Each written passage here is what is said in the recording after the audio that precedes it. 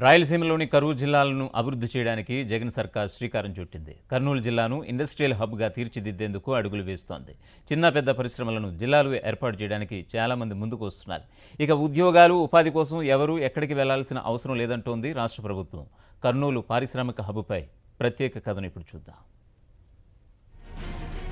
కర్నూలు జిల్లాలో వర్షాభావంతో పంటలు పండక రైతులు, ఉద్యోగాలు లేక యువత, ఉపాధి కోసం కూలీలు సొంత ఊళ్లను వదిలి వలసలు వెళ్లే దుస్థితి. ఇది ఒకప్పటి పరిస్థితి. దీన్ని మార్చేందుకు జిల్లాను అభివృద్ధి పథంలో నడిపేందుకు రాష్ట్ర ప్రభుత్వం తగు చర్యలు తీసుకుంటోంది. ఓర్వకల్లు మెగా ఇండస్ట్రియల్ హబ్లో సేకరించిన భూములు, దరఖాస్తు చేసుకున్న కంపెనీలు, రిజిస్ట్రేషన్లు, మౌలిక వసతుల కల్పన కోసం ప్రభుత్వం తీసుకున్న చర్యలను పరిశీలిస్తే కర్నూలు పారిశ్రామిక కేంద్రంగా మారబోతోందని స్పష్టమవుతోంది.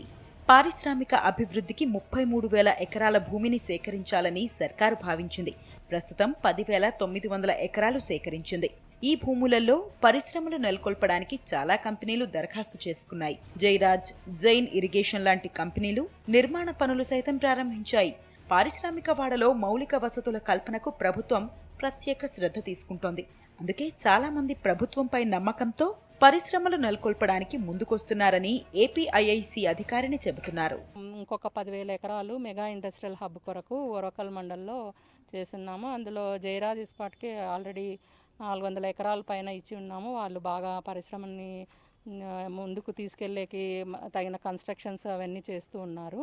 ఇంకా ఒక 3-4 రిజిస్ట్రేషన్స్ 3 కంపెనీలకు అలాట్ చేసి ఉన్నాము గుట్టపాడు క్లస్టర్ నందు. అవి కూడా వచ్చే నెలలో రిజిస్ట్రేషన్స్ ఉంటాయి. పారిశ్రామిక వాడలో నీటి సదుపాయం కోసం 560 కోట్ల రూపాయలను ప్రభుత్వం విడుదల చేసింది.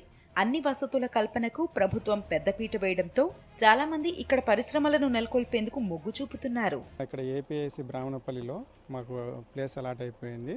మేము అక్కడ వచ్చేసి రీసైక్లింగ్ ప్రాసెస్ యూనిట్ పెట్టబోతున్నాము. అందు నిమిత్తమే ఇక్కడికి ఓర్వకల్లు సబ్ రిజిస్టర్ ఆఫీస్కి వచ్చేసి ఈరోజు రిజిస్టర్ చేయించుకొని దాన్ని మేము త్వరలో రన్ చేయాలని మేము ఆశిస్తున్నాము. కర్నూలు జిల్లా ఇండస్ట్రియల్ హబ్గా మారుతుండటంతో జిల్లావాసులు ఆనందం వ్యక్తం చేస్తున్నారు. ఇక నిరుద్యోగ సమస్యతో పాటు వలసలను నియంత్రించవచ్చని అధికారులు భావిస్తున్నారు.